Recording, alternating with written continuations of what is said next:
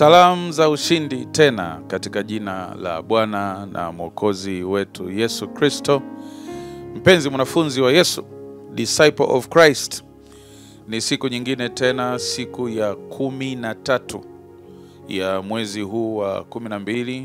Bwana ametujalia neema tuweze tena kukutana hapa kwenye YouTube channel ya Mgisa Mtebe.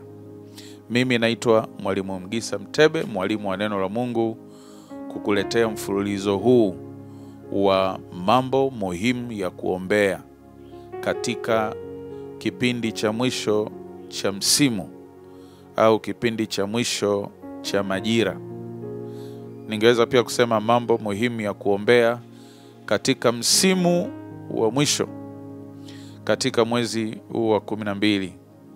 Basi tumekuwa tukiangalia maombi ya shukrani katika mwezi wa 12. Ni muhimu kugeuka nyuma na kutazama wema wa Bwana na baraka ambazo Mungu ametupa katika msimu huu unaoishia au katika msimu uliopita. Mshukuruni Bwana kwa sababu ni mwaminifu na fadhili zake ni za milele. Tuliona ni muhimu kumshukuru Mungu hata katika yale ambayo wewe uliona kama vile hayakuwa sahihi, mambo yalikuumiza au yalikutia hasara. Jifunze kumshukuru Mungu hivyo hivyo, kwa sababu Mungu alikuwa na uwezo wa kuzuia, na kama hakuzuia akaruhusu yaje, basi kuna kusudi la kimungu kwenye hayo mabaya. Wathesalonike wa kwanza ile sura ya 5 ule mstari wa 17-18 anasema ombeni bila kukoma. Mstari wa 18, shukuruni kwa kila jambo kwa sababu hayo ni mapenzi ya Mungu kwenu. Kwa hiyo tuko kwenye mwezi wa 12, tuko kwenye mwezi wa maombi ya shukrani. Lakini pia tumejifunza maombi ya toba, kwa sababu yamkini katika utekelezaji wa mambo yetu au katika utekelezaji wa wito wetu, kazi zetu, shughuli zetu, huduma zetu, yamkini kuna makosa tuliyoyafanya katika ubinadamu wetu. We are never perfect. Hatujakamilika. Ni Mungu pekee asiye na makosa. Sisi wengine wote na utumishi na upako na utakatifu na karama na vipawa na uwezo wote ambao Mungu ametujalia, sisi wote tuna mapungufu. Hakuna aliyekamilika. Kwa hiyo usijiamini, mara zote rudi kwenye magoti, mwambie Mungu ni rehemu, Mungu nisamehe. Yamkini pale katika namna nilivyofanya nilikosea, sikufanya katika mapenzi yako makamilifu na sikupendeza moyo wako, hata kama nilipata matokeo. Tuliona ule mfano wa Musa kwenye Hesabu sura ya 20. Alifanya ule muujiza mkubwa kwa jina la Bwana, mwamba ukatoa maji, lakini Mungu alimuonyesha Musa kwamba ulikuwa kwenye makosa. Pamoja na kwamba niliruhusu maji yatoke, lakini wewe haukuwa umefanya kwa usahihi. Matokeo uliyoyapata haimaanishi ulikuwa sahihi. Ndio tulichojifunza. Matokeo sio indicator pekee kwamba umepatia. Kwa hiyo haijalishi ulifanya faida kiasi gani, ulipanda cheo vizuri kiasi gani, ulipata idadi kubwa kiasi gani, ulifanikiwa kiasi gani. Kwenye jicho la Mungu inawezekana haukumfurahisha Bwana. Tuliona pia mfano wa Yesu kwenye Yohana sura ya 11.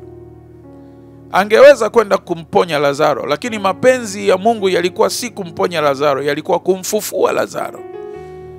Karama yake ya kuponya ingempa matokeo, lakini Mungu asingemfurahia. Lakini wa Filipi sura ya 2 inatuambia Yesu Kristo alikuwa mtii. Alitii, maana yake alikuwa ni mtu anahoji na kuuliza ili apate mwongozo. Eti kwa sababu ni rafiki yake umemwalika, alikuwa haji kwa sababu ni rafiki yake. Martha na Mariam walikuwa ni watu wa karibu sana na Yesu. Leo ningewaita supporter au partners wa huduma. Lakini bado hakukurupuka kwenda eti kwa sababu aliyeniita, aliyenialika, aliyeniomba ni mtu anayenifadhili. Sisi kama binadamu huwa tunaoneana aibu. Na yako mambo mengi tumeyafanya kwa sababu hiyo. Na Mungu akufurahi. Jifunze kutubu kwa ajili ya mambo kama hayo. Yesu alimkatalia mpaka mama yake. Kwenye Yohana sura ya 2 kwenye harusi ya Kana ya Galilaya, mama yake alimwambia, fanya kitu, aibu hii inakuja kwa rafiki zangu kwenye harusi yao. Chakula bado kipo, foleni ya chakula bado ndefu, lakini kinywaji kimekata. Yesu akamwambia, mama, siwezi kukusaidia. Ni rafiki zako ndio, na wewe ni mama yangu ndio, lakini nimekuja kufanya mapenzi ya Baba. I cannot help you. Saa yangu bado. Utendaji wa mkono wa Mungu unafuata pia majira, wakati, muda. Tunatakiwa tufanye toba. Kwenye kipengele cha muda tumeinuka. Saa tuliona sisi ni vema, au labda watu walituhamasisha, na kuna mambo tumeyafanya nje ya wakati ambao Mungu aliamuru, na labda hatujapata matokeo sahihi, au labda tulipata hasara kabisa, na kadhalika na kadhalika. Kwa hiyo nilikupa vipengele kadhaa vya kufanyia toba. Leo ninaanza kitu kipya. Ninakuingiza kwenye pointi ya pili. Si kwamba pointi za toba zimeisha, lakini muda haunitoshi kugusa kila kitu. Ninamwamini Roho Mtakatifu ataendelea kukuletea unavyotakiwa kuvipata ili uweze kufanya toba ipasavyo. Niliahidi nitakutumia somo la toba na utakaso kamili, ulipate kwa urefu wake kwenye WhatsApp yako. Kwa hiyo tuwasiliane kwa njia ya WhatsApp. Ukiliomba hilo somo nitakurushia. Tuingie kwenye kipengele namba 2 leo. Mambo muhimu ya kupasayo kutenda kwenye majira au kwenye kipindi cha mwisho cha msimu, kwenye majira ya mwisho ya msimu, kama vile majira ya mwezi huu, mwezi wa mwisho, mwezi wa 12. Kuna mambo gani kibibilia tunatakiwa kuyafanya? Jambo la pili, baada ya maombi, kaa chini sasa ufanye tathmini. Usianze na tathmini kabla hujaomba. Kuna vitu hutaviona. Maombi ni namna ya kupata msaada wa Mungu. Ombeni nanyi mtapewa.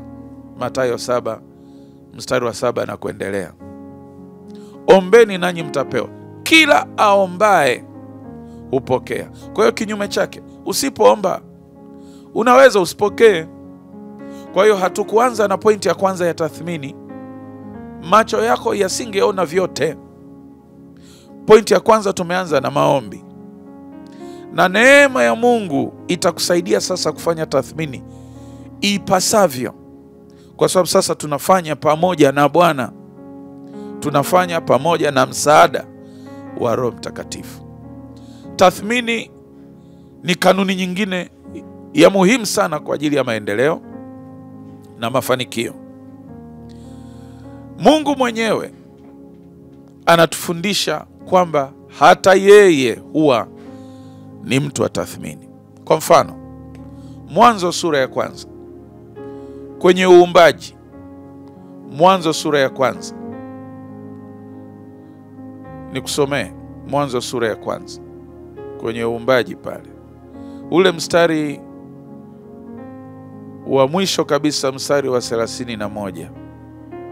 Utaona maandiko yanasema hivi: baada ya kuumba vitu vyote, katika ile sura ya 1 mstari wa mwisho kabisa, unaona Biblia inasema Mungu akaona kila kitu alichokifanya, na tazama ni chema sana. Alafu ikawa jioni, ikawa asubuhi, siku ya 6. Siku ya kwanza, mstari wa 1 mpaka mstari wa 5, Mungu aliumba nuru. Siku ya pili Mungu akatenganisha maji, mengine yakaenda juu yakawa mawingu, mengine yakabaki chini yakawa bahari na maziwa. Nchi ikawa imetokeza. Hatuoni Mungu akiumba nchi, nchi ilikuwepo. Na baadhi ya wanatheolojia wanaamini hii dunia ya Adam ni dunia ya pili labda, kwa sababu hatuoni mahali Mungu akiumba nchi. Mwanzo sura ya 1 mstari wa 1 unaanza Mungu anawasha taa duniani, na alipowasha taa maji yalikuwepo. Mungu hakuumba maji wala Mungu hakuumba nchi. Ndio kusema kulikuwa na dunia nyingine. Inaaminika kulikuwa na dunia nyingine kabla ya Adam na Eva, dunia ambayo hatuna habari zake, isipokuwa tuna uthibitisho kwa sababu wanasayansi wamegundua mifupa ya wanyama wakubwa wanaitwa dinosaurs. Wamewaita dinosaurs, wanyama wakubwa. Angalia kwenye screen yako, watu waliojaribu kuchora kutokana na mifupa walioikuta duniani wameweza kubuni tu na kujaribu kufikiri kwamba wale wanyama walikuwa na maumbo kama haya. Wanaitwa dinosaurs. Ni wanyama wakubwa sana sana ambao waliwahi kuishi hapa duniani. Mifupa yao kama hivyo unavyoona imegundulika. Hao wanyama tukimsimamisha tembo wetu hapo, anaonekana kama mbuzi au ng'ombe kwa wao. Unaweza ukaona baadhi ya mifupa hapo, kuna watu wamepiga picha, iko kwenye nchi mbalimbali. Ni mifupa mikubwa sana ya wanyama waliowahi kuishi kabla binadamu hajaishi duniani. Iko kwenye majumba ya maonyesho mahali pengine, unaweza ukaona namna hiyo. Kwa hiyo madinosaurs inasadikika ndio viumbe waliowahi kuishi duniani kwenye ile dunia ya kwanza, na Mungu akawagarikisha. Hata wanasayansi leo wanatuambia mafuta tunayotumia kwa ajili ya mitambo, mafuta ya petroli, mafuta ya dizeli na mafuta mengine yanayotoka chini ya ardhi, yanatokana na mgandamizo mkubwa wa kuoza kwa viumbe hai vilivyozikwa kwenye ardhi ya dunia. Miaka milioni iliyopita imetengeneza gesi, imetengeneza petroli, imetengeneza dizeli ambayo tunatumia kwenye dunia ya leo. Kwa hiyo inaaminika dunia ya kwanza ya wanyama kama hawa, Mungu baadaye aliigarikisha, akaleta maji akaifunika dunia yote kwa maji, halafu akazima taa. Halafu akaja kuanzisha dunia ya Adam na Eva. Sasa alipowasha taa siku ya kwanza, Mungu akaumba nuru. Maji yalikuwepo. Maji hayajaumbwa, yalikuwepo.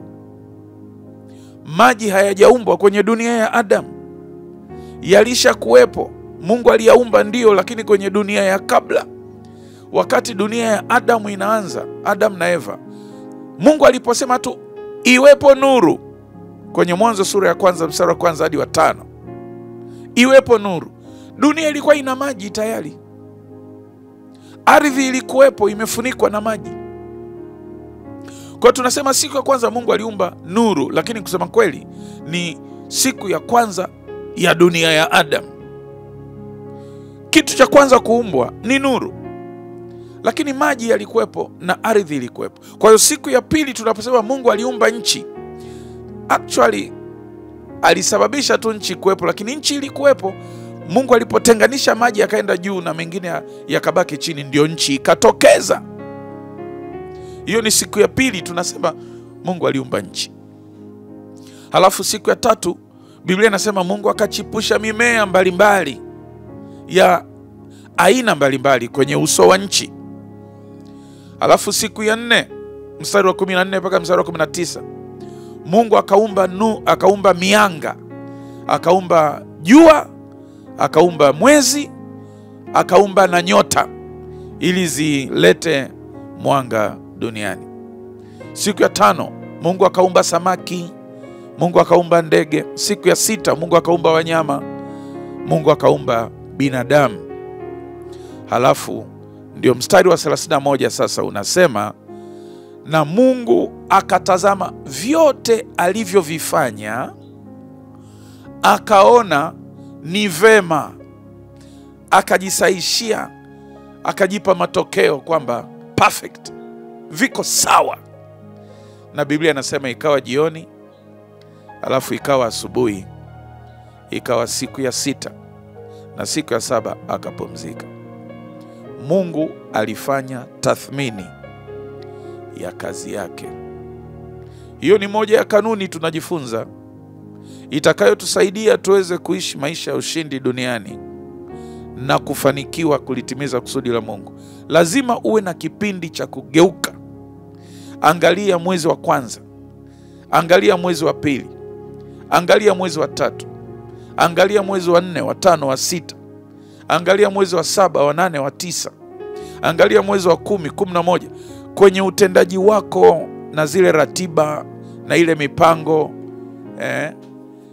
fanya assessment, jitathmini, angalia kama vinafanana na malengo uliokuwa umejiwekea. Ni vitu gani vimekusaidia kufanikiwa? Madhumuni ya kuviangalia hivyo vitu ni ili usije ukaviacha. Uviweke mkakati wa kuvitunza, kuvilinda au kuviboresha. Angalia pia ni vitu gani labda vimesababisha umefeli. Madhumuni ya kuvifuatilia hivyo vitu ni ili upite njia tofauti na uliopita. Uvifanye kwa namna tofauti ya ulivyovifanya. Na Mungu atakupa akili katika mambo yote na utafanikiwa. Hiyo ni Timotheo. Mungu atakupa akili katika mambo yote. Ndio maana ni muhimu kuanza na maombi kwanza, ili tathmini hii pia uifanye kwa msaada wa Bwana.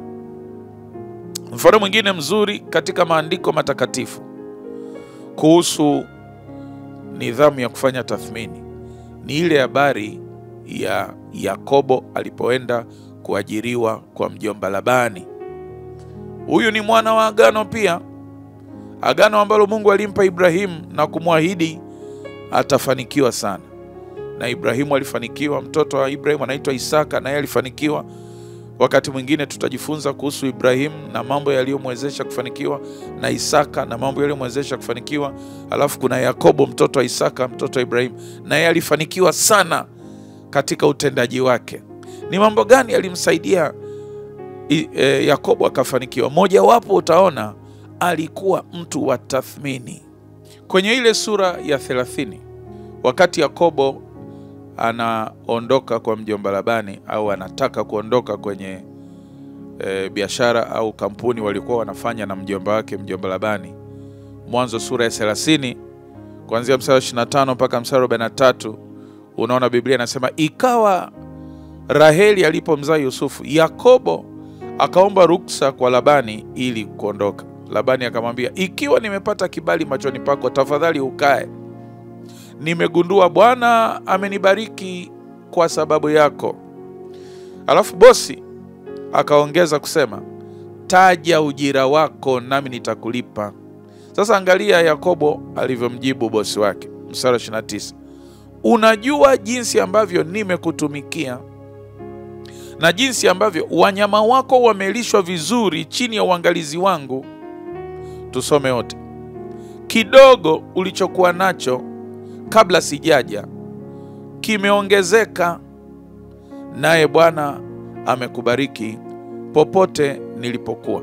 Lakini sasa ni lini nitashughulikia mambo ya nyumba yangu mwenyewe? Kwa lugha nyingine, mbona nguvu yangu inataka kuishia kwa mwajiri? Lini nitaanzisha cha kwangu, shirika langu, ufalme wangu? Siwezi kumrithisha mtoto wangu ajira. Kwa hiyo kabla nguvu yangu haijaisha, nataka nitoke na mimi nikafanye mambo yangu. Sasa lini na mimi nitashughulikia mambo yangu mwenyewe? Kwa hiyo unaweza ukajifunza kwamba alikuwa ni mtu wa tathmini. Alimkumbusha bosi wake kwamba kabla sijaja ulichokuwa nacho kilikuwa kidogo. Tangu umenikabidhi mimi idara hii, vichache vimeongezeka. Halafu ndio unaona kwenye sura ya 31 mstari wa 38 mpaka mstari wa 42, Yakobo anamsemesha bosi wake maneno haya, anamwambia hivi: mpaka sasa nimekuwa pamoja na wewe miaka 20. Hakuna kondoo wako wala mbuzi wako aliyeharibu mimba, wala sijala kondoo waume katika makundi yako kwa kujipongeza. Hii ndio imekuwa hali yangu. Niliumia na joto la mchana, na nilipigwa na baridi ya usiku, na usingizi ulinipaa. Ilikuwa hivi miaka 20 niliyokuwa nyumbani kwako. Nimekutumikia miaka 14 kwa ajili ya binti zako, yani mahari ya binti zako, na miaka 6 kwa ajili ya wanyama wako. Tena umebadilisha ujira wangu, mshahara wangu, mara 10. Ule mstari wa 42, Yakobo anamwambia bosi wake, kama Mungu wa baba yangu Ibrahim na Isaka asingekuwa pamoja na mimi, wewe ungeniondoa hapa kazini mimi mikono mitupu. Lakini kwa sababu Mungu amekuwa pamoja na mimi, amekukemea usiku wa leo. Walikuwa katika kuachana, bosi na mfanyakazi mwenzake. Walikuwa katika kuachana, partners wawili kwenye biashara au kwenye mradi, kwenye project. Walikuwa wanaachana na hawakuachana vizuri. Kwa hiyo kabla ya kuondoka, Yakobo akaamua kutoa vya moyoni. Akamwambia anko, maana alikuwa mjomba wake, mzee Labani, akamwambia, kama Mungu asingenitetea, ulikuwa unaniondoa hapa mikono mitupu. Lakini umebadilisha mshahara wangu mara 10, na mara zote Mungu amenipigania.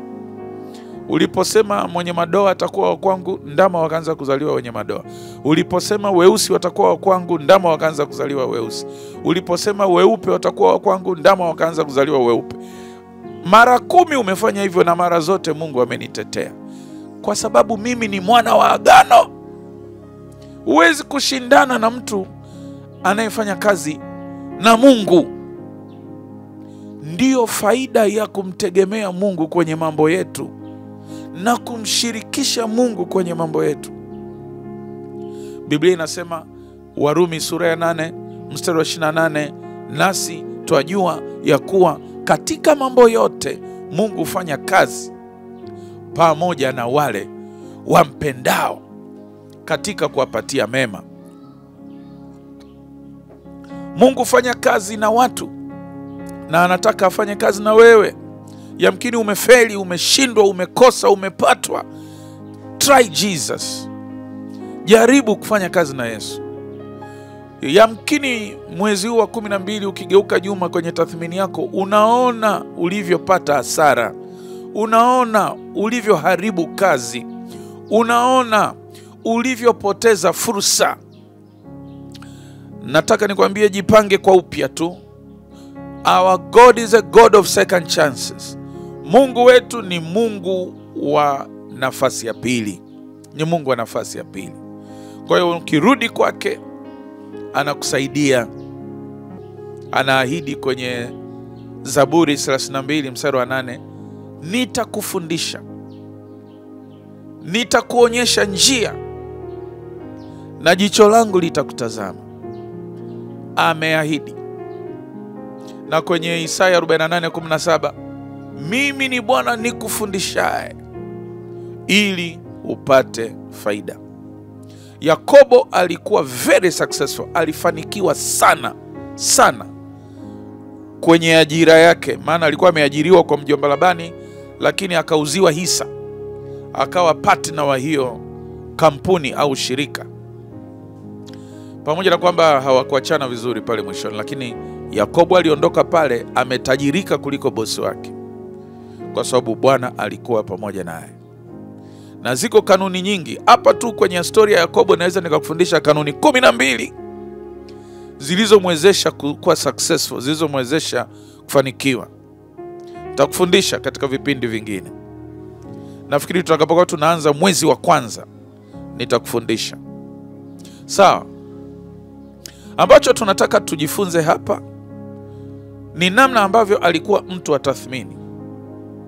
Waliokuwa wanaharibu mimba wameacha kuharibu mimba. Kwa hiyo Yakobo alipokabidhiwa kazi, akachukua kwanza data, labda alipewa na waliomtangulia pale, wafanyakazi wengine aliowakuta pale, kwamba huyu anaharibu mimba, huyu anaharibu mimba, huyu anaharibu mimba. Hawa wanazaa vizuri, lakini hawa mara nyingi wanaharibu mimba. Yakobo akainoti hiyo. Baada ya kufanya kazi miaka 6, waliokuwa wanaharibu mimba waliacha kuharibu mimba. Yakobo alipopewa tu ile idara, akaangalia idadi. Baada ya miaka 6 akasema vimeongezeka sana. Hiyo ni tathmini. Huwezi kujua hivyo usipokuwa kwanza una data ya kwanza, una taarifa ya kwanza, afu una taarifa ya pili. Kwa hiyo ili uweze kufanya tathmini vizuri, lazima uwe na desturi ya kutunza rekodi. Record keeping. Kwenye mambo ya mipango na uchumi tunaita kujifuatilia, monitoring. Unaweka data, unaandika. Sijui data kwa Kiswahili ni nini. Unaweka taarifa. Ili baada ya kipindi labda cha mwezi mmoja, unageuka na kuangalia nyuma, taarifa inaonyesha maendeleo au taarifa inaonyesha hasara. Baada ya miezi 3 pia, robo mwaka, unajicheki. Baada ya miezi 6 pia unajichunguza tena. Hiyo inaitwa tathmini. Kwa hiyo kuna tathmini ya mwaka, kuna tathmini ya nusu mwaka, kuna tathmini ya kila robo mwaka, alafu kuna tathmini ya kila mwezi. Wale mnaofanya biashara ndogo ndogo kama za duka, zina bidhaa nyingi ndogo nyingi, wewe lazima ufanye tathmini karibu kila wiki. Hiyo itakuwa kanuni ya mafanikio kwako. Kwa hiyo jambo jingine la msingi tunalojifunza katika maandiko matakatifu juu ya mambo muhimu ya kufanya katika kipindi cha mwisho cha msimu au kipindi cha mwisho cha wakati ni kujitathmini. Uangalie ulikotoka, uangalie ulipo, ili uweze kujipanga sasa kwa ajili ya msimu ujao, uweze kujipanga kwa ajili ya mwaka ujao. Kwa kama uko kwenye biashara, fanya tathmini uangalie. Kama uko kwenye masomo, fanya tathmini uangalie. Kama uko kwenye ajira, fanya tathmini uangalie. Kama umejiajiri, unafanya mambo yako, fanya tathmini uangalie. Uko kwenye huduma za kiroho kama mimi, geuka nyuma, fanya tathmini. Uko kwenye familia, makuzi ya watoto, unasomesha, fanya tathmini ili usiendelee na njia ile ambayo inakuletea hasara. Uweze kufanya marekebisho, na hauwezi kuziba pancha usipopata tundu. Kwa hiyo geuka nyuma, na Roho Mtakatifu atakuonyesha hili ni tundu, hapa pa kurekebisha, hapa pa kuongeza nguvu, hapa pa kulinda. Tuendelee vizuri, na namna hiyo utaishi maisha ya kuongezeka na kufanikiwa. Mungu akubariki sana kwa kuwepo leo.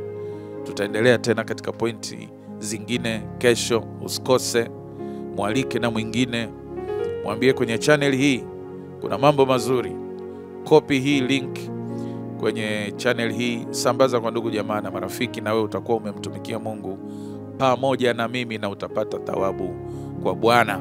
Kuna namba ya simu hapo kama una maswali au kama una mambo ya kuombea ungependa kutushirikisha. Lakini pia kama una sadaka, una mchango, kuheshimu kazi hii, kuthamini kazi hii, kuitegemeza kazi hii, sichechemee, basi ungeweza pia kusupport kwa sadaka yako au kwa mchango wako kwa kutumia namba hiyo hapo chini. Na Mungu akubariki sana sana sana. Mwezi wa 12 uwe mwezi wa baraka, uwe mwezi wa mafanikio. Mungu akulinde, akutunze, usipatwe na mabaya, akupe neema ya maombi na kupe muda wa kujitathmini ili kuweka mikakati mizuri kwa ajili ya msimu ujao, na kutakia baraka za Bwana na uende kufanikiwa. Amen.